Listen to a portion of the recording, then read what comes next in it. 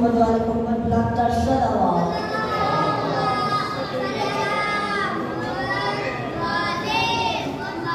تھے جناب صاحب جواب اپنے پاس میں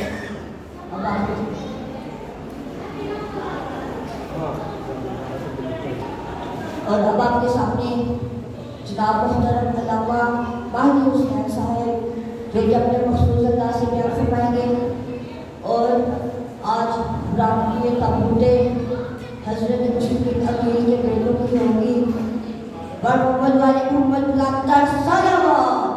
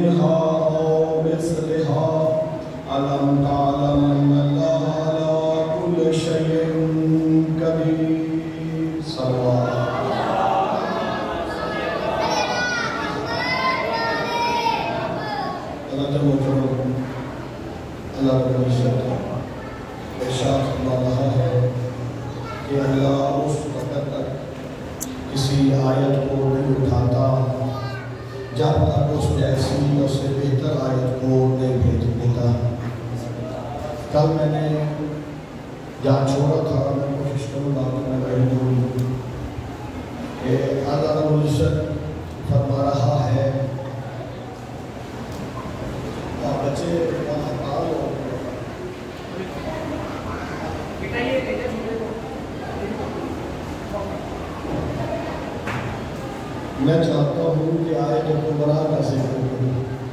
کل میں نے یہاں چھوڑا تھا کہ نبی نے جب فرمایا کہ میں گواہی دیتا ہوں کہ اللہ ہے، تو انہوں نے کہا کہ آپ کی بات مان لیتے ہیں کہ وہ ہے، لیکن بتا دیں رسالت کا کون گواہ ہے؟ اس وقت فرمایا تھا کہ میری رسالت کا گواہ جو ہے وہ اللہ خود ہے، اور صرف اللہ نہیں، ساتھ وہ شخص ہے جو عالم کتاب ہے۔ تو یہاں پر مجھے چھوڑا تھا کہ وہ عالم کتاب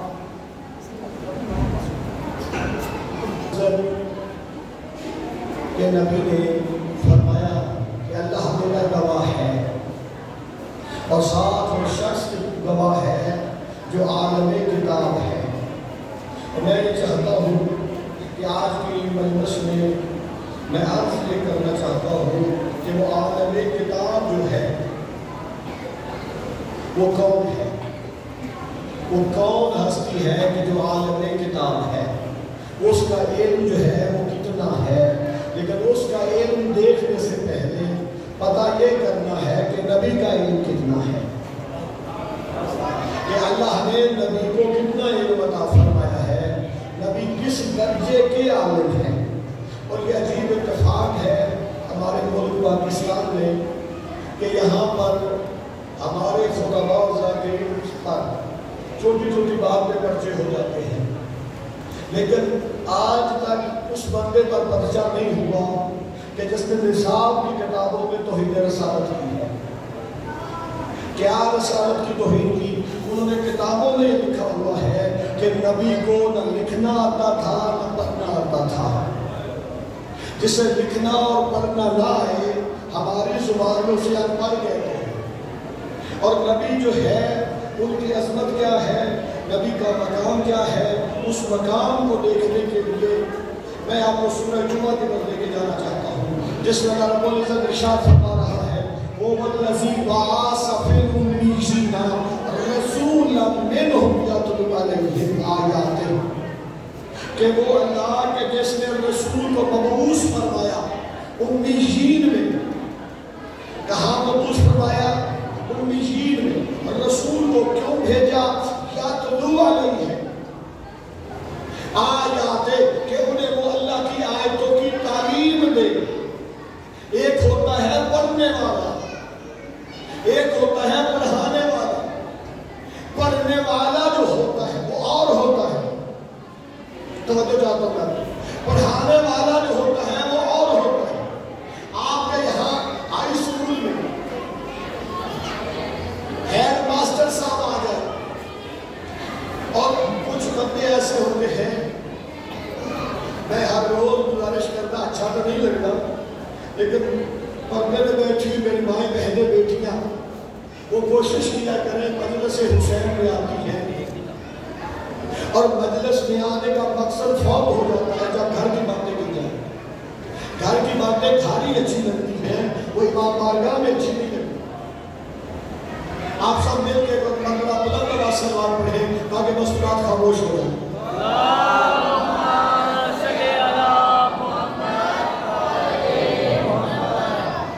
یہاں آپ کے ہائی اسکول میں ہیڈ ماسٹر صاحب آ جائیں. کچھ وہ بندے ہوتے ہیں اس حلقے میں رہنے والے کہ جنہیں سب نے مل کے بڑا بنایا ہوتا ہے. کچھ ایسے ہوتے ہیں جو خود ہی بڑے بن گئے ہوتے ہیں. وہ بندہ جائے اسکول میں اور جا کے پوچھے جا کے پرنسپل سے کہ آپ جو ہمارے اسکول میں آئے ہیں آپ کچھ پڑھے لکھے بھی ہیں کہ نہیں. اس نے یہ کہہ کر پرنسپل کی توہین نہیں کی، اس محکمے کی توہین کی ہے جس نے اسے پرنسپل بنا کے بھیجا ہے. جنہوں نے میرے نبی کو ان پڑھ لکھا ہے انہوں نے نبی کی توہین نہیں کی، اللہ کی توہین کی ہے کہ جس اللہ نے نبی بنا کے بھیجا ہے. کیا اللہ نہیں جانتا تھا کہ میں پڑھانے کے لیے بھیج رہا اور میں پوری ذمہ داری سے کہہ رہا ہوں کہ نبی دنیا میں آ کے علم حاصل نہیں کرتے، نبی اللہ سے علم لے کے آتے ہیں. اور یہی وجہ سورہ رحمان میں فرمایا الرحمن علم القرآن خلق الانسان. وہ رحمان ہے کہ جس نے پہلے قرآن کی تعلیم دی، پھر انسان کو خلق فرمایا. پہلے تعلیم دی پھر خلق کیا. وہ جو دنیا میں آنے سے پہلے عالم قرآن ہو. آگے آپ کو بادشاہ رکھے. اچھا چلو ایک مثال بدل لیں پھر ایسا نہیں ہوگی. حضرت آدم علیہ السلام کو جب اللہ خلق کرنا چاہتا تھا تو فرشتہ آخیا نہ بنا، ایویں زمین پہ جا کے لڑائی ہو گئی. کیوں بنانا چاہتے ہو خلیفہ؟ اسی لیے ہاں عبادت واسطے. آوازیں قدرت فرشتوں جو میں جانتا ہوں نا وہ تم نہیں جانتے. پھر کیا ہوا؟ آدم علیہ السلام اللہ نے خلق فرمایا. جیسے ہی خلق ہو گیا اللہ نے فرشتوں کو آدم علیہ السلام کو کمرہ امتحان میں بٹھایا اور دونوں کا امتحان لیا. کیا طریقہ ہے؟ اگے کچی پکی ہوتی ہے، اسکول کچی پکی کلاس ہوتی ہے. آج کل ہوتی پلے کرو نرسری 1 2 3. اب کیا ہوتا ہے بچہ اسکول جاتا ہے تو استاد اسے ایک کتاب ہاتھ میں دیتے ہیں. اس پہ ایک جانب میرا تو توجہ فرمائیے، ایک جانب لکھا ہوتا ہے الف، اگے انار کی تصویر، نیچے لکھا ہے آگے بکری کی تصویر. اور یہ بڑا عجیب ہے، اوپر انار نیچے بکری.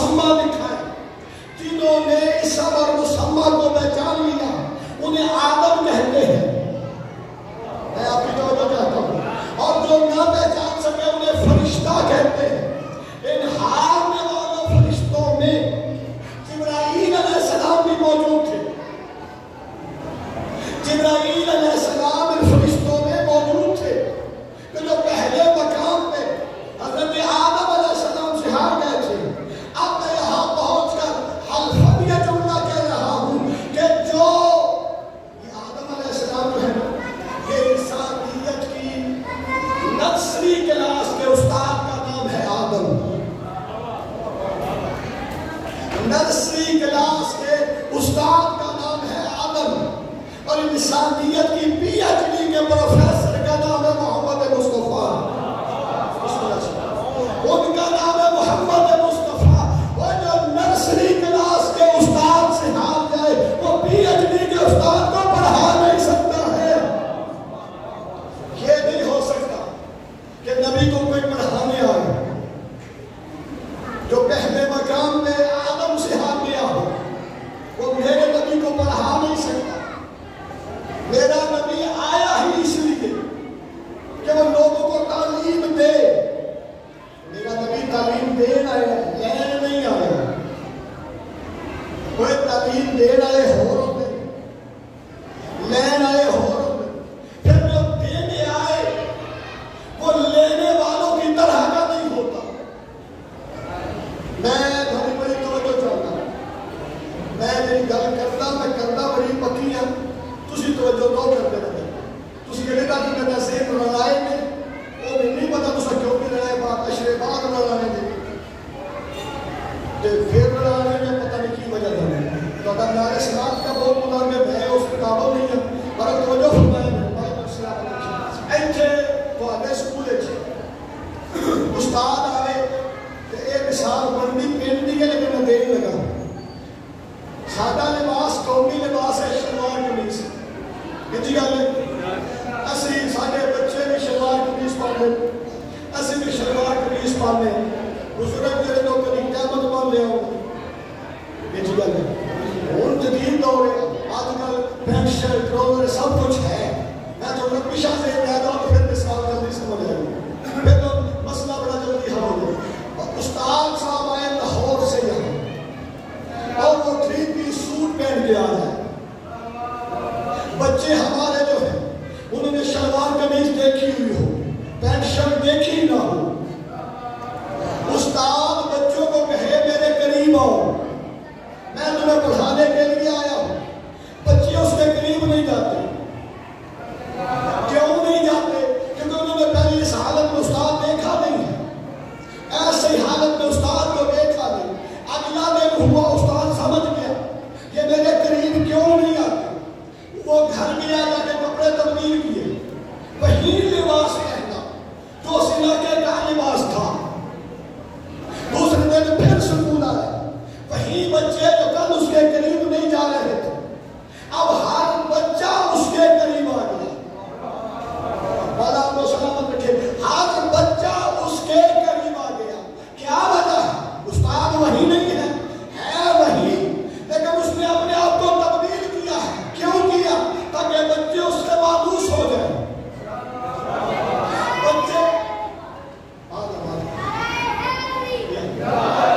बच्चे उससे मायूस हो गए। अब बच्चे अगर कहें ऐसे सामने आ रही है, वो उस्ताद की तौहीन कर रहे हैं। याद रखिएगा नबी ने हम जैसा लिबास पहना और हम जैसी शक्ल सूरत लेके आया, उसका ये मतलब नहीं है कि जैसे हम कर मकल है वो भी उसी तरह के हैं।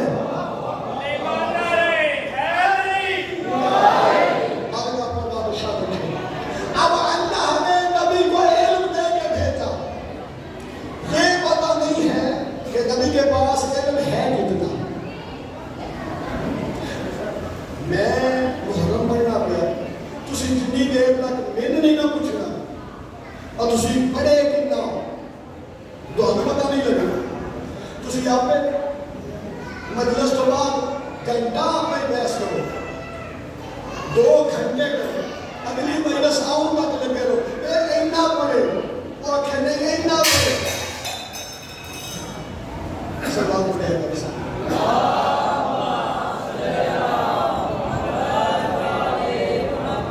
वो फैसला नहीं हो सकता। क्यों नहीं हो सकता? इस वजह से जब तक आपने मुझसे नहीं पूछना शादी आप कितना पढ़े हुए आपको पता नहीं चलता। हम आपस में न झगड़े के नबी का इल्म कितना है, हम नबी से पूछते हैं या रसूल अल्लाह आपका इल्म है कितना, तो मेरे नबी ये कहते हुए नजर आ रहे हैं कि आना मदीना तुल इल्म,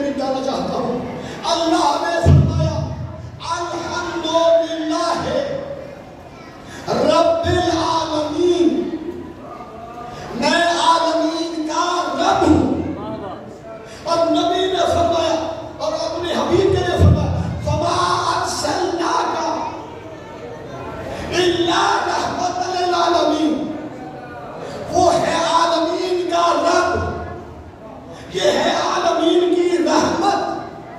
अब जहां तक उसकी रबूबियत है वहां तक इसकी नबूवत का दायरा है, और जहां तक इसकी नबूवत का दायरा है वहां तक इसका इल्म है। अल्लाह सलामत रखे। जल्दी जल्दी ना मौजूद समेट के एक गुजारिश डॉक्टर साहब को आ गया कि जिसमें रामदीन में कल रसूल वो तरतीब में 10 चढ़ो ताकि मुझे पता हो। मसाइब में वो गया नहीं है, मेरी याद नहीं नहीं पढ़ता था, मैं बता दूँ, लेकिन मैं घरों कुछ और सोच गया। मैं जनाब सैयदा पढ़ना चाहता था, वो भी मैंने क्या पढ़ा था, मैं वो रोज ही पढ़ा था कि मैं कल पढ़ना, लेकिन 10 होता है ताकि मुझे पता हो ऐ उठे क्या बोलो। एक कोशिश करिए बना किसी अल्लाह सलामत रखे। एक बार सारे सलवार को बुला बता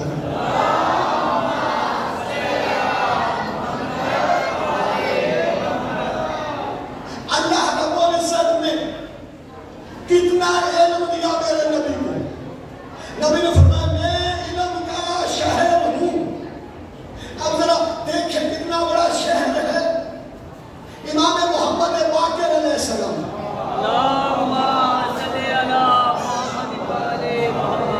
उनके पास एक शख्स आया, उसने आका मौला आपका इल्म कितना है,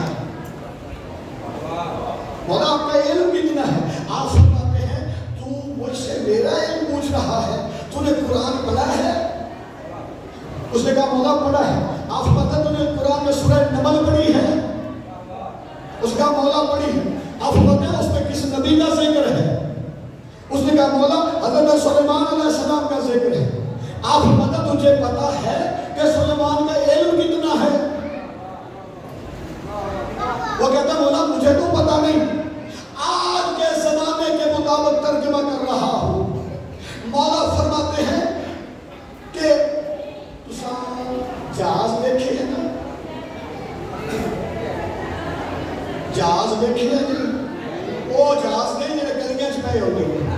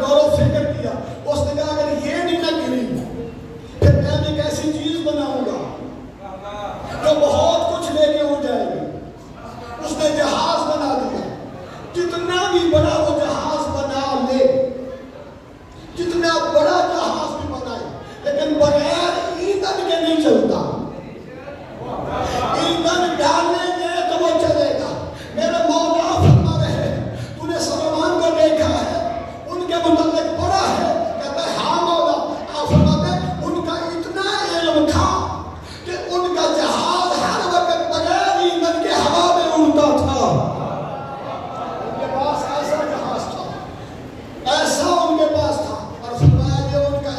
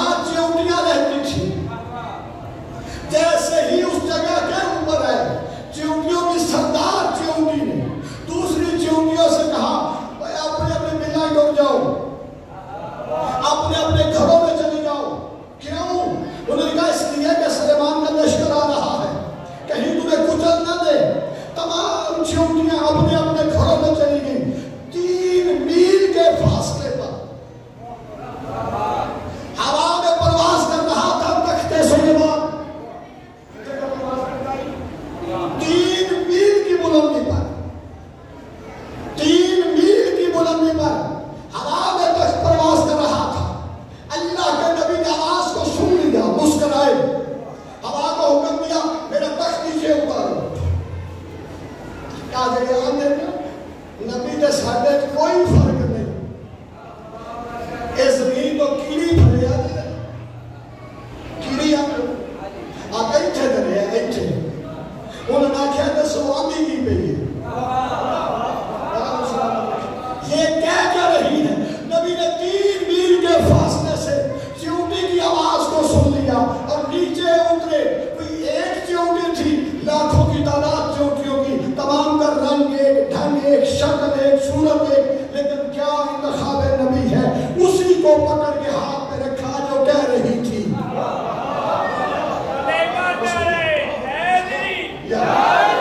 ہاتھ میں رکھ. ہوں میرے لوگ رکھے ہاتھ میں رکھ کے فرماتے تو ان سے کیا کہہ رہی تھی. میں کہتا ہوں چونٹی بڑی سمجھدار تھی. اگر ناراض نہ ہو تو ککھڑ منڈی دیا فوراً کہتی ہے اللہ کے نبی میں آپ کو ظالم نہیں کہہ رہی تھی, آپ تو معصوم ہیں اور معصوم ظالم نہیں ہوتا, لیکن اللہ کے نبی آپ کے ساتھ آنے والے تو معصوم نہیں ہے نا. آپ بتائیں بڑی سیانی ہے جواب دے لیں گی. تم جو ان کو کہہ رہی تھی اپنی اپنی بلوں میں چلی جاؤ, مجھے بتاؤ نا ان میں تیرا کیا مقام ہے, ان میں تیرا کیا مقام ہے. چونٹی کہتی اللہ کے نبی مجھ سے یہ نہ پوچھیں میرا ان میں کیا مقام ہے, مجھ سے یہ پوچھیں میرا اب کیا مقام ہے. میرا اب کیا مقام ہے, اب بنا جلدی بتا تیرا کیا مقام ہے. کہتے اللہ کے نبی آپ کے قدم زمین پر ہیں, میرے قدم آپ کے ہاتھ میں ہیں. اور چونٹی نبی کے ہاتھ میں آ جائے تو وہ فخر کرنے لگ جاتی ہے. کیوں فخر نہ کرے, شیعہ نے علی گنج کے مولا کے قدم مہر نبوت میں آ گئے تھے.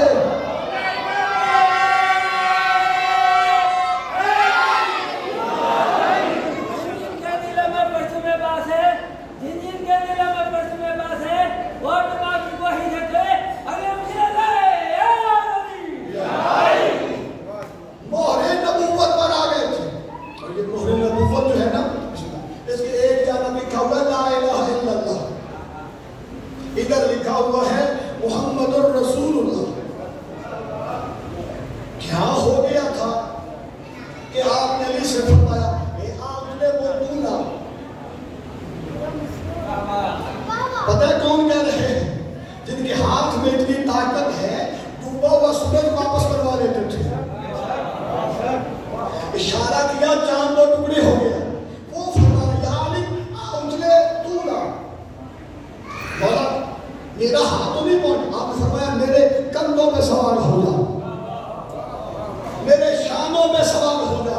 علی کو اپنے شانوں میں سوار جب کیا صحابہ نے علی سے پوچھا یا علی کتنے پڑ گئے ہو, صحابی آپ کا ہاتھ کہاں پہنچ گیا ہے. آپ فرماتے میں علی چاہوں تو عرش معلیٰ کو ہاتھ لگا لوں, میں اتنی بلندی میں چلا گیا ہوں.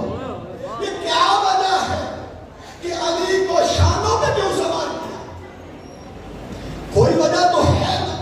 نبی نے علی کے شانوں میں کیوں سوار ہوں, کیونکہ نبی جانتے تھے کہ میرے دونوں شانوں میں قرآن لکھا ہوا ہے. اور علی سے فرمایا میرے کندھوں پہ سوار ہو جا. تمام علماء نے لکھنے میں مجبور ہو گئے اور علامہ سلمان احمد نقشبندی جیسا عالم کے لکھنے میں مجبور ہو گیا کہ جیسے قرآن میں قرآن رکھنے سے اس کی عزت میں کوئی حرف نہیں آتا ہے, ایسے ہی علی کا مہر نبوت پہ آ جانا اس بات کی یہ دلیل ہے کہ جیسے قرآن پاک ہے ویسے علی پاک ہے.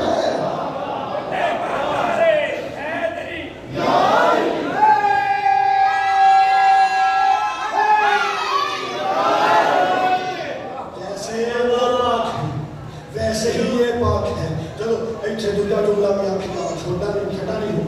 ایک جگہ کیا لکھا ہوا لا الہ, سارے بول گئے لا الہ. ادھر کیا لکھا ہوا محمد رسول اللہ. نبی جانتے تھے میرے دونوں شانوں میں لکھا ہوا ہے کلمہ. بابا یاد ہی تو سوار ہو جا تاکہ دنیا کو کلمہ واضح ہو جائے, دنیا کو کلمہ یاد ہو جائے کہ ایک جانب ہے لا الہ الا اللہ, دوسری جانب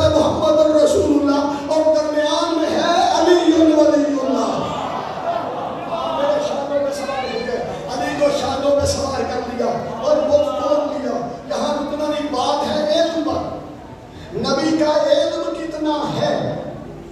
امام محمد باقر علیہ السلام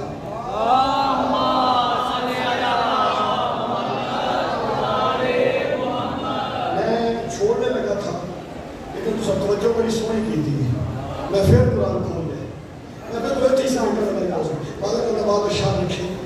امام سے پوچھا نا آپ کا علم کتنا ہے. آپ نے جناب سلیمان علیہ السلام سے کے متعلق پوچھا ان کا کتنا علم ہے. اب جناب سلیمان علیہ السلام جو ہے ان کا علم کتنا ہے. یہ کیا ہو گیا. یہ تو ابھی توجہ ہو گئے.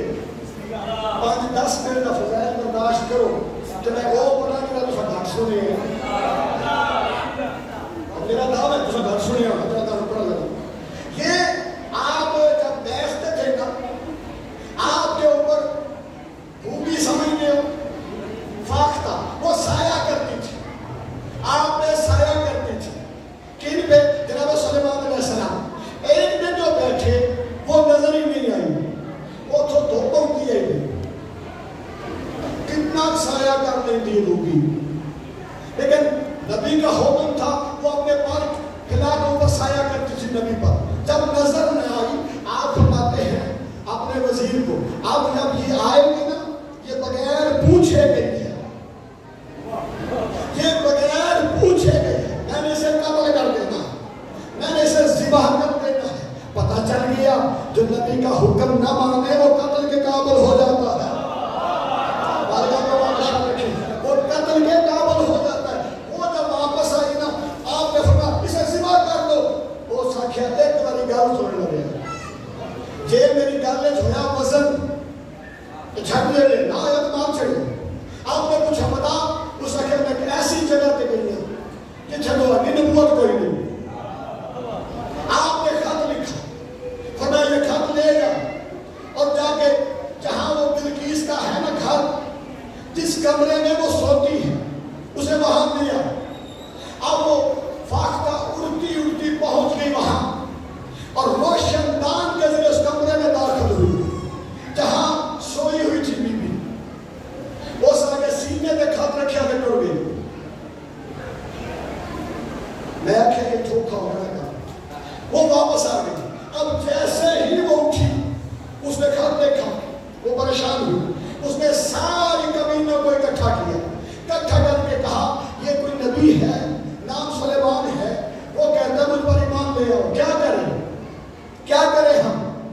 وزیر جو تھے نا ان میں سے ایک وزیر آگے بڑھا کہتا ہے بی بی ہم اس سے جنگ کرتے ہیں ہم اس سے جنگ کرتے ہیں. بی بی تھی نا کہتا نہیں جنگ نہیں کرنی کیونکہ جنگ کرنا بیویوں کا شیوا نہیں ہوتا.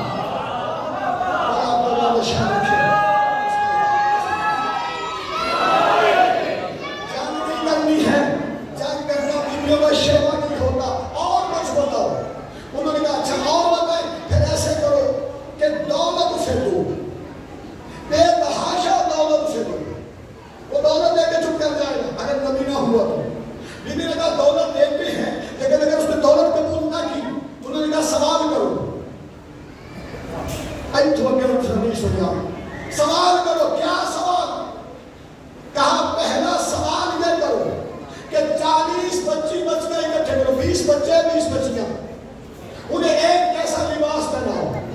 ان کی شکل ایک جیسی ہو ان کی عمر ایک جیسی ہے. انہیں اکٹھا کر کے وہاں بھیجو اور انہیں کہو کہ ان میں سے بچیاں الگ کرو بچیاں الگ کرو. دوسرا سوال ایک بانس کا ٹکڑا لو جس کا پتہ نہ لگ رہا ہو کہ تلی والا حصہ کہڑا ہے اتنا حصہ کہڑا ہے. تیسرا ایک پتھر کا ٹکڑا لو انہیں کہو اس میں دھاگا گزار دیں. سوال پڑھے کہ بولو بتا دیں گے نہیں پڑھنا ہے جتنا سننا ہے. میں میں نے کیا تھی چپ کرنے لگ گئے. بہت السلام علیکم. چلو آخری سوال کرنا دو. چوتھا سوال پانی چاہیے تو نہ آسمان سے آیا ہو نہ زمین سے آیا ہو. وہ ادھر وہ چلے یا حضرت سلیمان علیہ السلام نے حکم دیا میرے لیے ایک سونے چاندی کا محل بنایا جائے جہاں میرے گھوڑے ہیں نا جسے استبل کہتے ہو وہاں بھی سونا چاندی لگا ہوا ہو. جن رسوں کے ساتھ قلوں کے ساتھ گھوڑے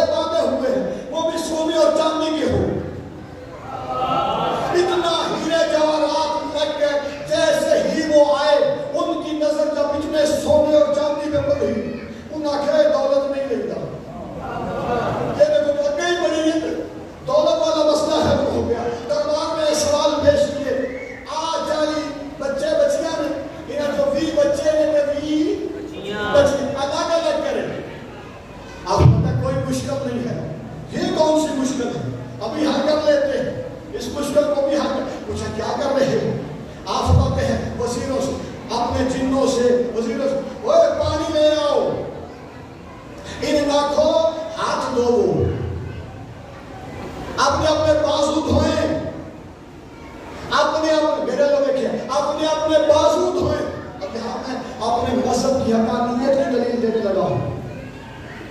فرمایا بازو دھوئیں، پانی دیا. ان بچیوں اور بچوں نے جیسے ہی پانی ڈالنا بازوؤں میں شروع کیا، جو بچے تھے انہوں نے پہلے پانی یہاں ڈالا. میں مذہب کی حقانیت کی دلیل کر رہا ہوں. پہلے پانی یہاں ڈالا، جو بچیاں تھیں انہوں نے پانی یہاں ڈالا. کوئی وضو کرتے ہو؟ کوئی نہیں وضو کرتے ہو؟ مرد کیا وضو کرتے پہلے پانی کہاں ڈالتے ہیں؟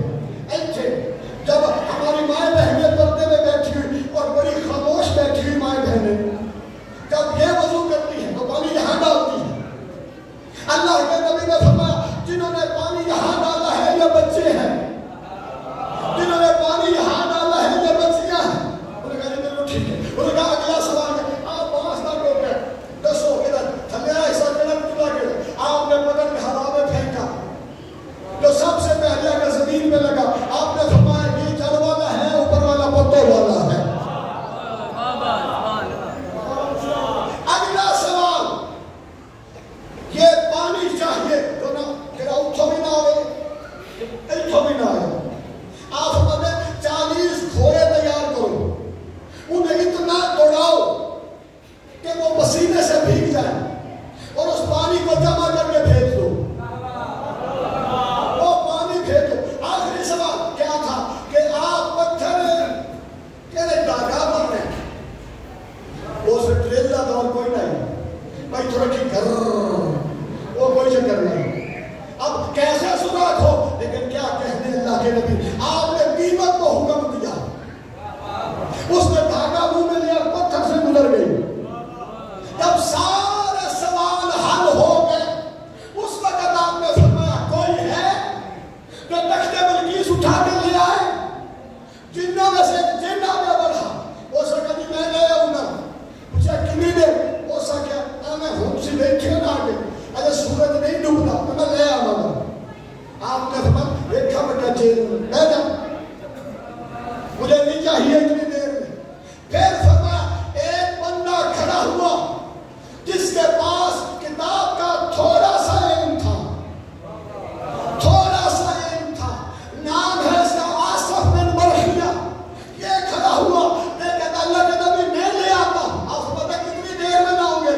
کہتا آپ آنکھ جھپکیں گے، میں نے وہاں جانا ہے، میں نے اپنے علم کے ذریعے اسے وہاں سے اٹھا کے آپ کے سامنے رکھ دینا ہے. اور یہی ہوا، تخت بلقیس آپ کے سامنے آ گیا. جیسے ہی آیا آپ نے فرمایا یہ میرے اللہ کا فضل ہے.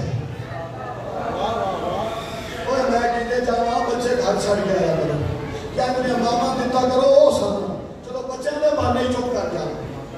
تسی آپ ہی لوگ بولتے کہ بچے لے آ بات چھڑ بچے میرا خون لگتا ہے تسی بولنے نہ کرتے کی مولا رب سلامت رکھی. کوئی مجلس کا ماحول کے دام اس کا بڑھاؤ تسی توجہ نہ کرو میرے صلوات کو سارے بلند کرو.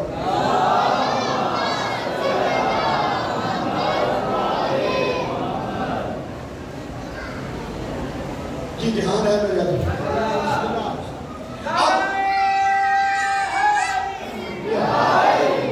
مالک آپ کو آباد شاد رکھے.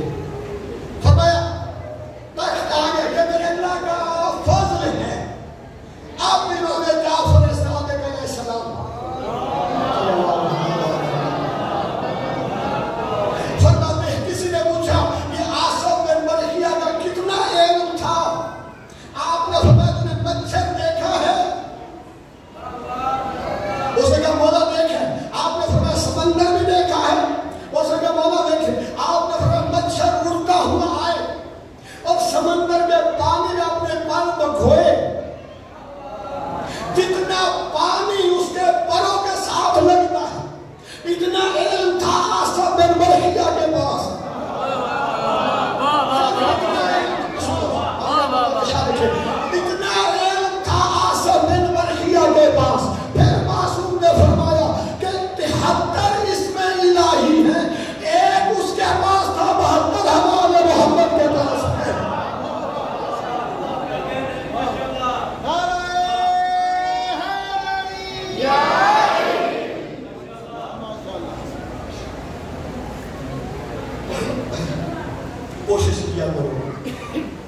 آل محمد کو ضرور بیان کرو.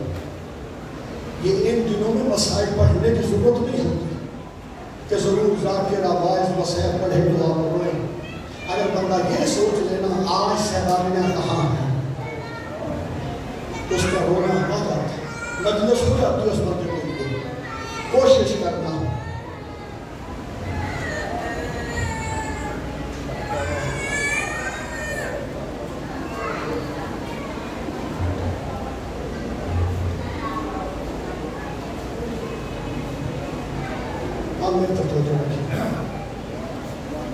کوشش کرنا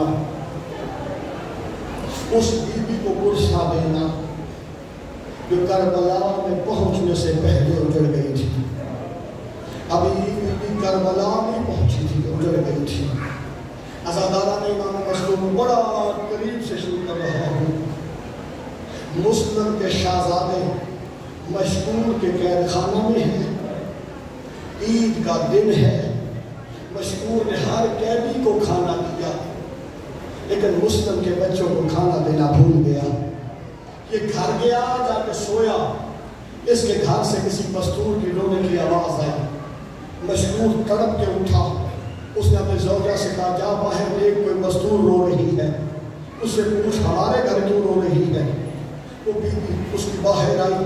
اس نے ہاتھ باندھ کے کہا بیوی مخدومہ آپ کون ہیں جو آدھی رات کو ہمارے گھر رو رہی ہیں. آپ فرماتے ہیں میں تیرے نبی کی بیٹی زہرا ہوں. آپ ہمارے گھر میں رو رہی ہیں. بیوی فرماتے ہیں جا اپنے شوہر سے جا کے پوچھ تو نے جو ہر قیدی کو کھانا دیا ہے میرے 2 لال ان کا کیا جرم تھا تو نے کھانا نہیں دیا. عزاداروں جب اسے پتہ چل گیا نا کہ یہ محمد اور ابراہیم ہیں, مسلم کے بیٹے ہیں, اس نے روشنی کا اہتمام کیا, کھانا لیا, فوراً قید خانہ میں آیا. محمد کا قید خانہ کھولا, کھانا سامنے رکھ کے قدموں پہ ہاتھ رکھ کر مجھے معاف کر دو, مجھے نہیں پتا تھا تم ہو کون, میں کھانا لے آیا ہوں, کھانا کھا لو. اس وقت محمد کہتا ہے اس وقت کھانا لائے ہو جب میرا بھائی مر گیا ہے. اجرکم اللہ کہتا ہے تمہیں کیسے پتا تیرا بھائی مر گیا ہے.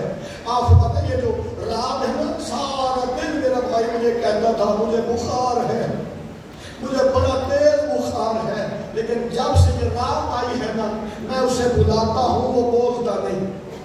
2 شہزادے الگ الگ قید خانوں میں قید. اس نے ابراہیم کا قید خانہ کھولا, جگانے کی بڑی کوشش کی لیکن ابراہیم نے آنکھ نہیں کھولی. اس وقت محمد دیکھ کے کہتے ہیں تجھے پتہ لگ گیا نا ہم کون ہیں, میں تیری جنت کا ضامن ہوں, جا گھر سے اپنی بیوی کو بھی لے آ, اپنی بچیوں کو بھی لے آ. عزاداروں جب مشکور گھر کو چلا نا یہ گھر کے دروازے سے اندر داخل ہوا, سامنے اس کی بیوی برقع پہنے کھڑی تھی, اس کی بیٹیاں تیار کھڑی تھی. یہ کہتے ہیں آپ کو کیسے پتہ چل گیا میں لینے آ رہا ہوں. اس وقت وہ رونے والی بیوی آئی تھی, وہ بتا کے گئی ہے انکار نہ کرنا میں تمہاری جنت کی ضامن ہوں. عزاداروں یہ قید خانہ میں آئے, ابراہیم کا سر اٹھا کے اس کی زوجہ نے جھولی میں رکھا, دونوں قدم اٹھا کے اپنی بیٹی نے اپنی اپنی گود میں رکھے. سب سے پہلے اس کی زوجہ نے ابراہیم کے پیشانی چوم کے کہا بیٹا جاگ ماں ملنے آئی ہے. ابراہیم نے آنکھ نہیں کھولی, اس کی دونوں بچیاں اس کے قدموں کے بوجھ سے لے کے کہتے بھیا جاگ بہنیں عید مانگنے آئی. عزاداروں تڑپ کے اٹھا دیکھ کے کہتے ہیں اماں اس وقت آئی ہے وہ جب ہمارا بابا مارا گیا. اجرکم اللہ. بس عزاداروں مشکور کے قید خانہ سے نکلے, حارث ملعون کے گھر آ گئے. اس کی زوجہ نے بڑی خدمت کی 2 شہزادوں کی, لیکن جب یہ سو گئے نا بچے, چھت پہ کمرہ تھا جس میں یہ 2 شہزادے سوئے, وہ الگ الگ جو بستر لگانے لگی نا, دونوں بھائی دیکھ کے کہتے کہ تجھے اعتراض نہ ہو آج ہم اکٹھے نہ سو جائیں. کہتے مجھے کیا ہو سکتا, آپ جیسے مرضی ہے سوئے. دونوں بھائی ایک دوسرے کے گلے میں باہیں ڈال کے سو گئے. ادھر حارث ملعون آدھی رات کے وقت گھر آیا, بیوی نے پوچھا کہاں رہا ہے. اس نے بتایا مسلم کے بچے جو ہے وہ دوڑ گئے ہیں, حاکم نے بڑا انعام رکھا ہے, میں انہیں ڈھونڈتا رہا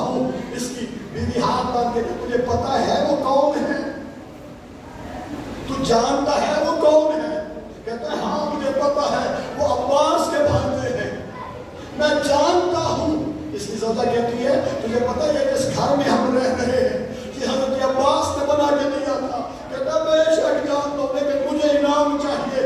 عزاداروں کے بستر میں کبھی نہ کھانا کھا کے لیتا ہے، یا دونوں بچوں نے خواب میں بابا کو دیکھا، جیسے ہی باپ کو دیکھا دونوں شہزادے روئے۔